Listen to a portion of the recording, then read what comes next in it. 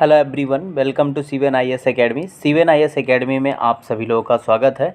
आज मैं आप सभी लोगों के समक्ष एक बहुत ही महत्वपूर्ण टॉपिक को लेकर के आया हूं, जो आपको सिविल सर्विसेज, चाहे वो यूपीएससी हो, चाहे स्टेट कमीशन का एग्ज़ाम हो, या फिर अन्य कोई भी वनडे एग्ज़ाम हो, तो आप देखेंगे कि यहाँ से आपको प्रश्न जाहिर तौर पर दिखाई देगा। कोई भी कॉम्पिटिटिव एग्ज़ाम होगा, ठीक है। तो हम एक एक करके समझेंगे। यहाँ पर हम बात करेंगे पोस्चर्स ऑफ बुद्धा रिलीजन। अभी जो बुद्ध धर्म में जो मुद्राएं होती हैं, कौन कौन सी मुद्राएं, कौन कौन से पोस्चर्स होते हैं, उसके बारे में हम यहाँ पे बातचीत करेंगे, ठीक है। तो आप यहाँ पे देख पा रहे होंगे, जैसा कि पहला क्या है कि बौद्ध धर्म में मुद्राएं क्या हैं, वो क्या जाहिर करते हैं, उसके बारे में हम देखेंगे यहाँ पे। तो बौद्ध धर्म में मुद्रा हस्त संकेत, मतलब हाथ का एक संकेत होता है अथवा अवस्थाएं होती हैं, ठीक है, जिनका उपयोग ध्यान और अन्य अभ्यासों के दौरान किया जाता है। जैसे ध्यान में जब आप होते हैं, इस बौद्ध धर्म के अंतर्गत अगर आप ध्यान में हैं तो आप अभ्यास के दौरान ऐसा करते हैं ताकि मन को आप क्या करें, साध सकें, केंद्रित कर सकें, ऊर्जा को नियंत्रित कर सकें और बुद्ध की शिक्षाओं को प्राप्त करने में मदद मिल सके, ठीक है। तो बौद्ध धर्म में मुद्राओं का क्या इंपॉर्टेंस आप समझ गए होंगे कि उपयोग इनका क्या करते हैं, मुद्राओं का जो भी है कि आप ध्यान लगाने में करते हैं और अभ्यास के दौरान आप मन को केंद्रित करते हैं, ऊर्जा को नियंत्रित करते हैं। ये सारी बातें इसमें शामिल हैं। पहला इसमें जो आप देख पा रहे होंगे, पहला इसमें जो टर्म आया है वो है ध्यान मुद्रा, ठीक है। तो ध्यान मुद्रा क्या, इसे हम समझेंगे। ऐसे ही विभिन्न प्रकार की मुद्राओं के बारे में है। आपने अगर यूपीएससी पीवाईक्यू देखा होगा तो उसमें आपको देखने को मिला होगा कि इस प्रकार से कई सारे प्रश्न पूछे जा चुके हैं ऑलरेडी, ठीक है।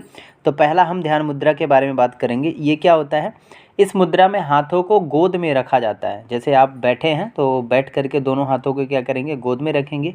इसमें दाहिना हाथ बाएं हाथ के ऊपर होता है और अंगूठे को स्पर्श करता है, ठीक है। तो ध्यान रखिएगा, दाहिना हाथ बाएं हाथ के ऊपर होगा और अंगूठे को स्पर्श करेंगे। तो ये पूरा मतलब हाथों को जो भी हम गोद में रखते हैं, ध्यान मुद्रा कहलाता है, ठीक है। और यह मुद्रा क्यों करते हैं हम, ध्यान, एकाग्रता और आंतरिक जो शांति की प्रतीक है। मतलब अगर आपको एकाग्रता चाहिए, ध्यान लगाना है, आंतरिक शांति चाहिए, इंटरनल जो आपको पीस होता है, अगर उसकी बात करें तो आप ध्यान मुद्रा लगा सकते हैं, कर सकते हैं, ठीक है। ये विद्यार्थियों के लिए भी उपयोगी साबित होगा, तो आप ये भी इसको ट्राई कर सकते हैं। दूसरे मुद्रा की बात करेंगे जिसको हम अंजलि मुद्रा के नाम से जानते हैं। आप देख पा रहे होंगे ये क्या होता है, बौद्ध धर्म में उपयोग की जाने वाली सबसे आम मुद्रा है। मतलब सामान्य तौर पे ये मुद्रा बौद्ध धर्म में उपयोग की जाती है और इसमें हथेलियों को छाती के सामने एक साथ दबाया जाता है, ठीक है, समझ गए होंगे, जिसमें उंगलियां ऊपर की ओर संकेत करती हैं, ठीक है। तो दोनों आप हथेलियों को एक साथ दबाते हैं छाती के सामने रख करके और उंगलियां क्या होती हैं, ऊपर की ओर संकेत करती हैं, ठीक है। यह सम्मान यानी कि रिस्पेक्ट, अभिवादन, किसी को ग्रीटिंग्स करने के लिए या फिर कृतज्ञता का प्रतीक है। ये तीनों बातों के लिए ये जाना जाता है, तो आप इसको ध्यान में रख सकते हैं, अंजलि मुद्रा, ठीक है। इसके बाद हमारे पास वितर्क मुद्रा। वितर्क मुद्रा क्या है, यह मुद्रा या इस मुद्रा को हम शिक्षण मुद्रा या कह सकते हैं चर्चा मुद्रा के रूप में भी जाना जाता है। और इसमें दाहिने हाथ को ऊपर उठाने और अंगूठे एवं तर्जनी के माध्यम से वृत्त बनाना शामिल है। मतलब आप क्या करेंगे, दाहिने हाथ को ऊपर उठाएंगे, अंगूठे और तर्जनी के माध्यम से आप एक वृत्त का आकार बनाने की कोशिश करते हैं वितर्क मुद्रा में। और यह ज्ञान के संचरण और बुद्ध की शिक्षाओं के संचार का प्रतीक है। यानी कि ज्ञान का संचार करना हो, बुद्ध के शिक्षाओं को संचारित करना हो, प्रचारित करना हो, प्रसारित करना हो, तो आप ये मुद्रा, इस मुद्रा का उपयोग कर सकते हैं, जिसे हम वितर्क मुद्रा कहते हैं, ठीक है। इसके बाद हम बात करेंगे अगली जो मुद्रा है, वरद मुद्रा।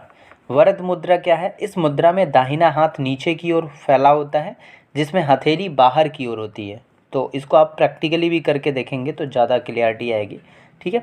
और यह किस लिए है, उदारता, करुणा और इच्छाओं को पूरा करने का प्रतीक है। यानी कि आपकी भी अगर कोई इच्छा है ना, तो आप वरद मुद्रा का प्रयोग कर सकते हैं। आप अगर उदार बनना चाहते हैं, आप अगर करुणावान बनना चाहते हैं, तो आप वरद मुद्रा का इस्तेमाल कर सकते हैं। इसके बाद है अभय मुद्रा।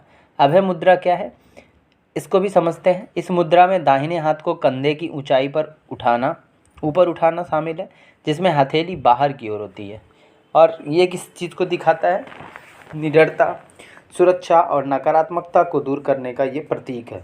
यानी कि आपको निडर बनना है, आपको सुरक्षित महसूस करना है, या आपके पास अगर किसी भी प्रकार की कोई भी नकारात्मकता है, निगेटिविटी है, तो आप उसको दूर कर सकते हैं। इसके लिए ये प्रतीक माना जाता है अभय मुद्रा।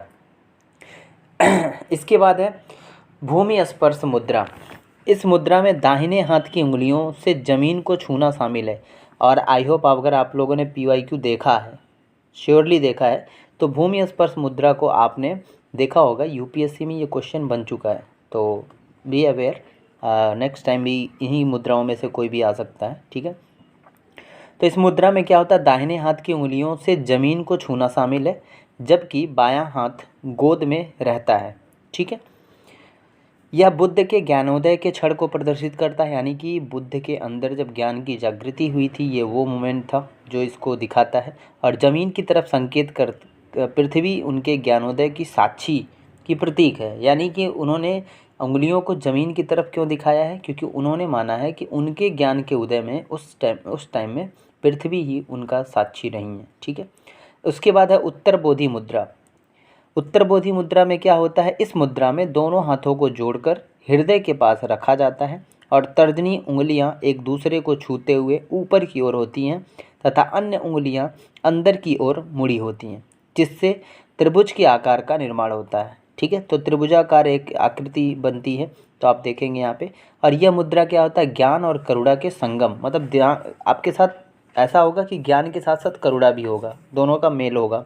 उसके बाद पुरुषत्व एवं स्त्रीत्व, ऊर्जा के संतुलन तथा स्वयं के सभी पहलुओं के एकीकरण के माध्यम से ज्ञान प्राप्ति का प्रतिनिधित्व भी करती है। तो काफ़ी इम्पोर्टेंट है। और यहाँ पे आप देख रहे हैं कि जो उत्तर बोधि मुद्रा है, यहाँ पे लैंगिक समानता को भी दिखाया है, क्योंकि यहाँ पे दोनों लोगों के लिए बात किया है, स्त्रीत्व और पुरुषत्व दोनों के लिए बात किया है, तो देख सकते हैं। इसके बाद है धर्म चक्र मुद्रा। धर्म चक्र मुद्रा की अगर हम बात करें तो इसमें हाथों को क्या करते हैं, हृदय के सामने रखा जाता है और प्रत्येक हाथ के अंगूठे और तर्जनी से एक वृत्त का निर्माण किया जाता है। प्रत्येक हाथ की शेष 3 उंगलियां ऊपर की ओर होती हैं, जो बौद्ध धर्म के त्रिरत्न डायरेक्ट क्वेश्चन पूछा हुआ है, आप समझ पा रहे होंगे। त्रिरत्न जो है बुद्ध और धर्म यानी कि उनकी शिक्षाएं, और संघ यानी कि अनुयायियों जो उनके फॉलोअर्स हैं उनका समुदाय, ये 3 बातों की तरफ संकेत करता है त्रिरत्न, बुद्ध, धर्म और संघ, ठीक है, का प्रतिनिधित्व करती है। अंगूठे और तर्जनी द्वारा निर्मित वृत्त धर्म चक्र का भी प्रतिनिधित्व करता है। और यह मुद्रा जन्म, मृत्यु और पुनर्जन्म के निरंतर चक्र तथा बुद्ध की शिक्षाओं को इस चक्र से मुक्त होने के साधन के रूप में दर्शाती है। इसके बाद अगर हम बात करें कर्ण मुद्रा, ठीक है। आज की बात अगर बुद्ध के मुद्राओं से संबंधित कोई प्रश्न होगा, कोई डिस्कशन होगा, तो आपको दोबारा सुनने की कोई ज़रूरत नहीं पड़ेगी। ये फुल कवरअप है, पूरा जितने भी प्रकार की मुद्राएं हैं सब कुछ यहाँ पे शामिल है। तो अभी हम बात कर रहे हैं कर्ण मुद्रा की।